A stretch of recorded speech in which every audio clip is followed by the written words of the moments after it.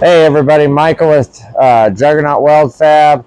Today we're doing our 2-year review. I forgot to do it, or I kept thinking about doing it and didn't do it. So it's more like a 2.5-year review that I've owned an STV CNC table. I originally started with the 4x8 modular and then bought a 5x10 Pro about a year later, or a year and a half later. So I've had this one for a year. Anyhow, like in my other videos, I tell you guys, I'm really relieved that I went with STV.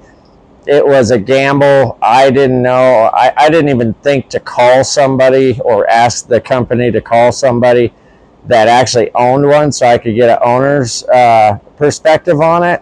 I didn't even think of doing that. I've had hundreds of people call me and asking me my input on these tables, and I 10 out of 10 recommend these guys. I've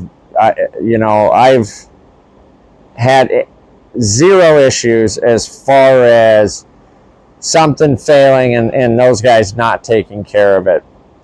In the beginning, I broke a lot of sensors, the homing sensors, because I'm an idiot, and I would crash into them, but now they changed the design of the brackets and you can't do that anymore.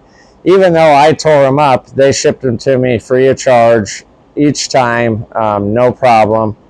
They spent 2 weeks on the phone with me every single day when I first got it, walking me through how to use it, basically, because every problem I had was operator error. I had zero CNC experience, no computer experience, and it was a scary purchase. It's a lot of money, and I didn't know if I was going to have a huge paperweight if I went with the wrong manufacturer. I've heard horror stories about like Wright CNC.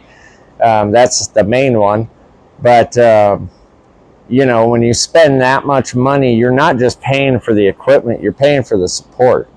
And those guys outshine everybody when it comes to support. I know quite a few people in the fabrication game that all own different manufacturers of tables, and I have heard some horrible shit about, whether it's what the hell is it, Lincoln's Torchmate. Heard some horrible crap about that. The what the hell is it that the school uses down there? It's not a JD squared. It's a plasma cam. A buddy of mine has a plasma cam. He swears by it, has never had any issues. And then, there's like 3 other people that he knows that have had nothing but issues. So it's a gamble when you buy a plasma table. But this thing has been beefy as hell. I use it every single day. Whether it's for simple brackets or like we're doing these flags. We do these flags for usually this time of year. We'll do these flags and sell them. Property signs. We just got done cutting this thing, cut for 3 days solid, all day long.